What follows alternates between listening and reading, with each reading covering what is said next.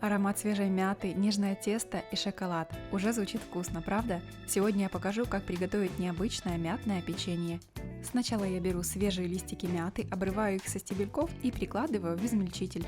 Добавляю половину сахара из общей порции, рецепт найдете в описании под видео, и пробиваю до состояния пюре.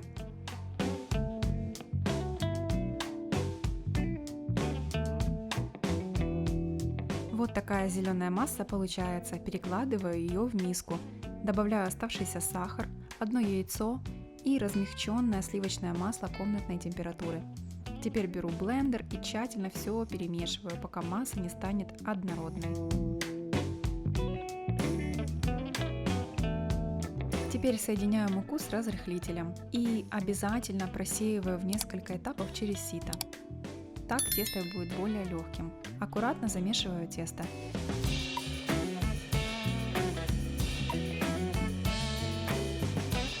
С последней частью муки я добавляю несколько щепоток соли и термостабильные шоколадные капли. Не забудьте добавить соль, потому что именно она сбалансирует вкус мяты и шоколада.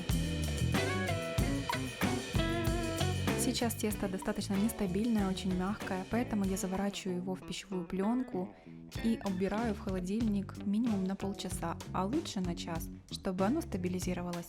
Я не сильно в восторге от получившегося цвета теста, поэтому, чтобы получить более насыщенный зеленый оттенок, можно использовать определенные лайфхаки. Именно этим я сейчас и займусь, замешивая экспериментальное тесто. На первом этапе добавляю порошок спирулины. Его можно заменить на обычный пищевой краситель. К спирулине я добавила немного лимонного сока, чтобы нейтрализовать ее вкус. А кто не знает, спирулина считается суперфудом. Это сине-зеленые водоросли.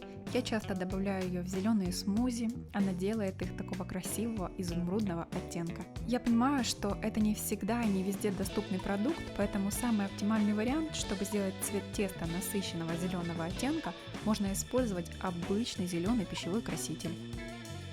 Также заворачиваю экспериментальное тесто в пищевую пленку, чтобы отправить в холодильник. И вот наглядный пример, как отличается цвет первого варианта теста от второго. Второе тесто отправляю в холодильник, а первое оставляю на столе. Даю ему постоять 7-10 минут, чтобы оно стало пластичным и удобным для работы. Для удобства взвешиваю общее количество теста и делю на 12 равных частей, взвешивая каждый кусочек теста. Так все печенья будут одного веса, размера, это будет красиво и презентабельно. Теперь формирую шарики, их слегка можно приплюснуть и выкладываю на противень, застеленный пергаментной бумагой. Теперь отправляю в разогретую духовку примерно на 15 минут. Пока выпекается первая партия печенья, я проделываю ту же самую процедуру со вторым тестом, разделяю на кусочки, формирую шарики, и заготовки печенья будут ждать своей очереди на выпечку. После выпечки каждой партии печенья перекладываю их на решетку для остывания. Ну а теперь давайте сравним два варианта.